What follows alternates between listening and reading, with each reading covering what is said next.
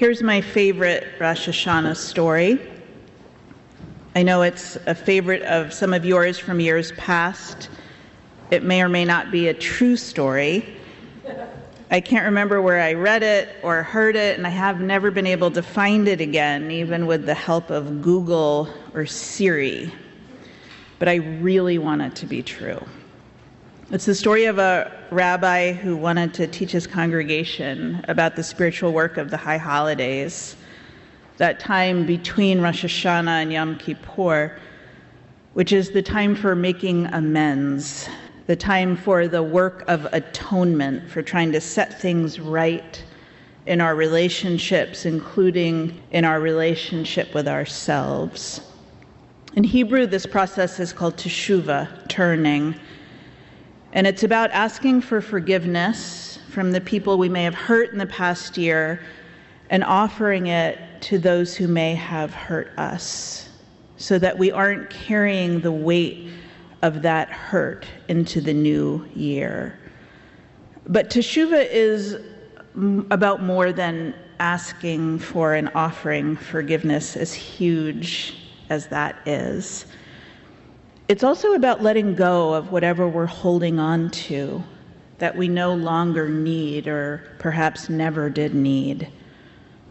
It's about setting down the old regrets and sorrows we have never been able to shake. It's about turning toward the best of who we are, finding our way back to ourselves, back to whatever we feel we have lost, back to integrity, back to kindness, back to honesty, back to compassion, whatever it is we feel we might have strayed from in the past year.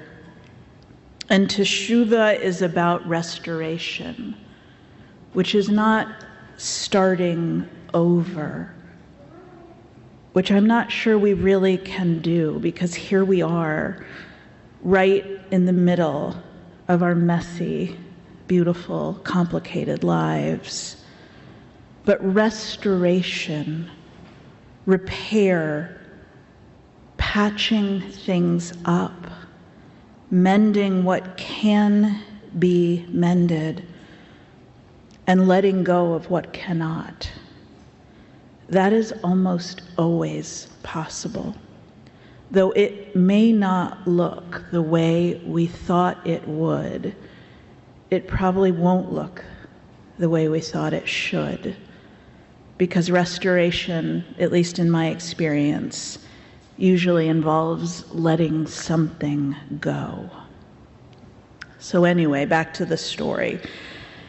In the story, the rabbi gave out bags to everyone in the congregation and asked them to just sit there for a while in silence and think about everything they had not forgiven, every person or event or mistake. He asked them to think about every incident or insult or hurt or grudge they had not let go of yet. He asked them to think about the things they worried about but had absolutely no control over. The things that kept them up at night but were not something they could actually change. And then he told them to take a potato for each one of those things and put it in their bag. Not just the grudges they were holding against other people, but the grudges they were holding against themselves.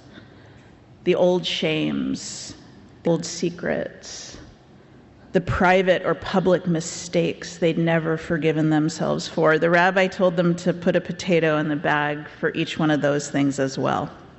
Now, the story doesn't give this detail, but I'm imagining that the rabbi asked them to be honest and also to be kind to themselves and to each other about the number of potatoes they had in their bags. No judging, no commenting, no shocked expressions. Because I'm imagining that some of the people probably had pretty full bags of potatoes. And then the rabbi asked them to carry their bags of potatoes around with them for the next 10 days. Through that span of time called the days of awe that lead up to Yom Kippur, the Day of Atonement, the rabbi told them to carry the potatoes everywhere, like those high school classes where they make you take an egg or a baby doll around everywhere to teach you about the responsibilities of parenting. So the rabbi asked them to carry their potatoes to work, to the hardware store, the supermarket, into the dentist's chair, to lay the bags of potatoes down with them in bed at night, to even bring them into the bathroom, the shower, put them on the passenger seats of the car, eat with them at the dinner table, in restaurants, and then to bring the potatoes back next week. I want you to feel the weight of what you are carrying. I imagine the rabbi told them. The congregation groaned in horror. Now, as I remember the story, a lot of the members of the congregation actually did it, and I suspect they did it because they wanted to learn the lesson. I suspect they yearned, as perhaps many of us do, to be free from the weight of some of that hurt and anger. They longed to be able to relinquish something, and they wanted the lesson to work. So you can imagine what those 10 days were like, except some of you don't actually have to imagine because you know what those 10 days were like because we did this little experiment about 7 years ago. So some of you already know that lugging potatoes around for a week is quite awkward and uncomfortable and involves a lot of explaining and strange looks. Some of you gave up midweek and ate your potatoes for dinner. I am not naming names. I'm also not sure about the theology of that, but it doesn't seem to have done any harm. I remember at the board meeting that week, we all pulled out our bags of potatoes and set them on the table with us and just laughed about what a relief it was to have them out in the open.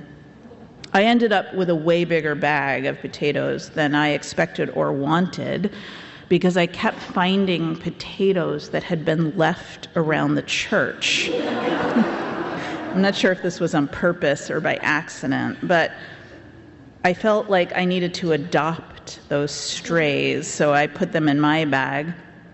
I also remember I went to the movies that week, and the ticket taker was doing purse inspections. And I had to try to come up with an on-the-spot explanation of why my purse was full of potatoes. He said, "Lady, I'm just looking for weapons. I really don't care whatever else you have in there." So in the story, the congregation returned, somewhat worse for the wear, for Yom Kippur, with these ripped up, dirty bags of potatoes, some of which had gotten wet, so they were starting to rot. And the rabbi told the congregation, "I'm guessing you're ready to put the potatoes down," and he pointed to garbage pails around the sanctuary, and amidst much hooting and hollering, the bags of potatoes were enthusiastically thrown into the garbage pails, which is not how it happened here. We did, many of us, carry our potatoes all week. And on that Sunday following, we put our potatoes into compost buckets, but no one wanted to throw them. People set them down gently, and in some cases reluctantly. Several people told me they had grown very fond of their potatoes during the week. They said it was like carrying around a little pet, a very still, quiet little pet.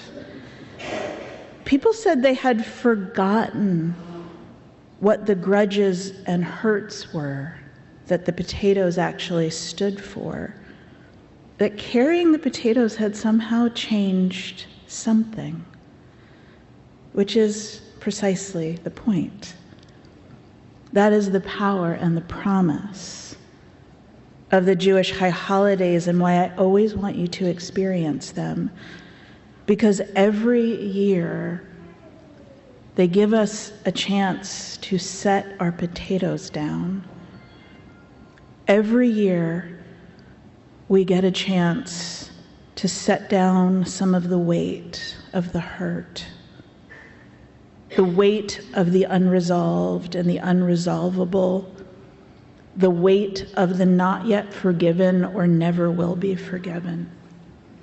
And every year, we get a chance to set down some of these burdens that we are carrying, or to start to carry them differently, to carry them in a way that does not cause us so much pain.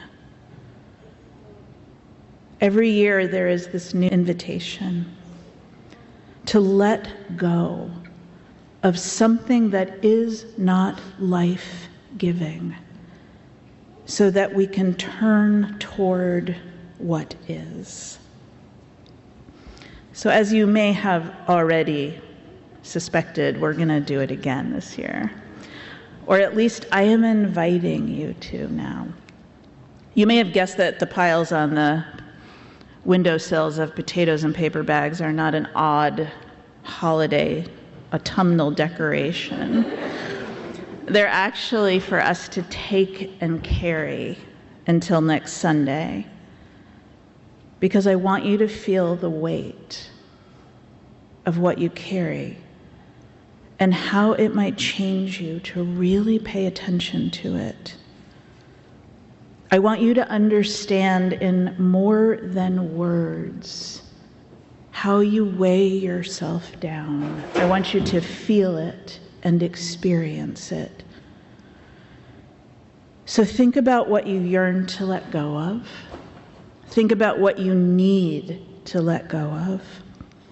And during the postlude music, you are invited to go to a windowsill and get a bag if you need one and take some potatoes. And you can take as many as you need. You can fill a bag or 2 or 3, they're small. You can take one potato that will fit in your pocket or your purse to symbolize everything. You get to decide. The potatoes are all different sizes. Your job is to carry the potatoes with you all week, to remember the stories.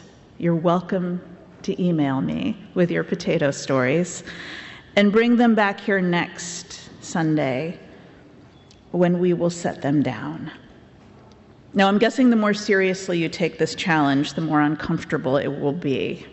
So if you find yourself cursing me sometime around Wednesday, take that as a good sign. You may also find yourself needing to explain. If my experience at the grocery store last time around buying 100 potatoes is any indication, people will ask you why. The cashier wondered out loud if I was making a whole lot of potato salad. Several people in the parking lot just stared at my cart in wonderment, and I just said, "It's for church." That seemed to work very well. So you might try that answer, or just say my minister told me to do it. That's fine. So there are only 2 rules for real. And the first rule is no one gets to judge or even comment on another person's potatoes. No jokes. No raised eyebrows about the person who has 14 or 40 when you only have 4. You can say whatever you want about the number of your potatoes, of course, but no one else's. Other people may count differently than you. And more importantly, we never know what another person is carrying unless they tell us or they show us somehow what they're carrying. And that is an act of trust, and that deserves our respect. And the other rule is please don't throw your potatoes in the garbage, because they are not garbage. We'll compost next Sunday so that those potatoes can become good earth and nourish gardens. So think about that too. Think about the fact that your burdens are actually precious to you. But if you can let them go, they will help grow vegetables and provide nourishment for someone else. And if you can't come to church next Sunday with your potatoes, that's fine. You can drop them by the office during the week, or you can compost them yourself. I think one of the most important things to remember about setting down our potatoes is that it's not just to make us feel better. The point is not just for ourselves. We do this so that we can be a little more free, a little more able to do the work of healing and helping others. We put down what we no longer need to carry so that we can carry what is ours, so that we have more capacity, not less, to attend to our work, which is to become sources of strength and hope in a world so desperately in need of these things. In this autumn light, there remains a path for beginning again. So don't hold back your heartbreak or your joy or your vision for the world that is already and also not yet. Let every tender longing of your heart be an offering to help us build the strength and courage and faith to be the people this world needs. The change begins now. In this autumn light, there is a path for beginning again.